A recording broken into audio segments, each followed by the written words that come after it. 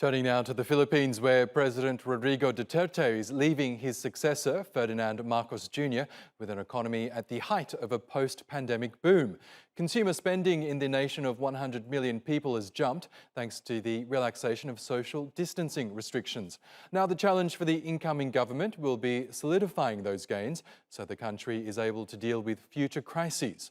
The Philippine economy grew more than 8% in the first quarter, blowing past market expectations. Private spending, which accounts for two-thirds of GDP, rose 10%, while investments were up 20%. However, the government's ability to support economic activity could be crimped.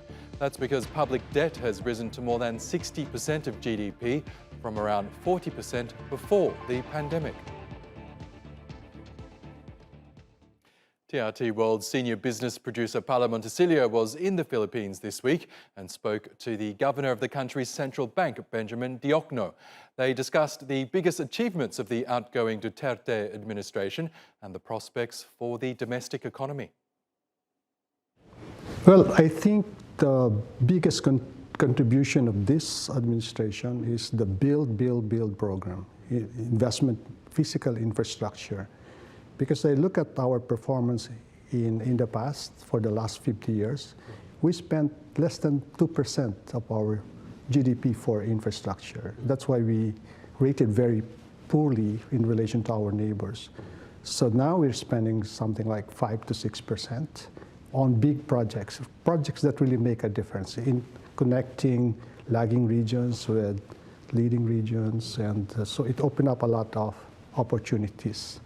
So, for example, we're going to have our first subway in 3 years' time, okay? And we have built up a lot of airports, seaports, highways, etc. And so, to me, that is the biggest contribution of this administration. So, when finally we open up the economy, people will see the big difference between this economy and the previous one that we inherited. The other thing is the tax reform that we did, okay? We, in fact, cut personal income tax, we cut corporate income tax, we rationalized incentives, but we increased consumption tax, value-added tax. And I think as a result, the incoming administration will be benefited from this. That's the fiscal side, but on the monetary side, we know the Philippines not immune to a lot of the inflationary pressures that we're seeing around the world. Can you talk about the response to that and how equipped the economy is to absorb a lot of these external shocks? On monetary policy, you know the central bank has a pretty good inflation targeting system. During the height of the pandemic last year, right? It's kind of difficult to make a forecast, right? Because there are many moving parts. But we hit 10 out of 12, okay, months.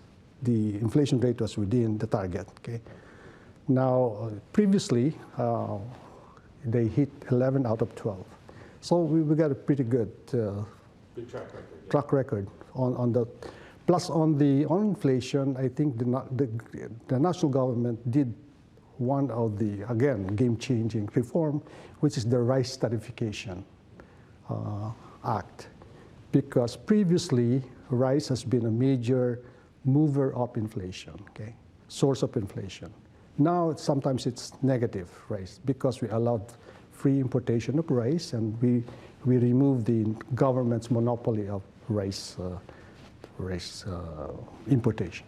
And that was a big strain on government finance. Correct. So now instead of spending money to support NFA, we are getting a lot of resources through tarification. Okay.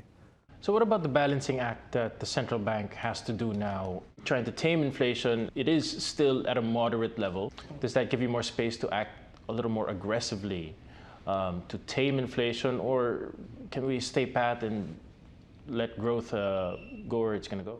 No, I've seen, again, lots of crises in the Philippines. So whenever there is a crisis, you have to make sure that the public does not panic, right? That we will run out of dollars, etc.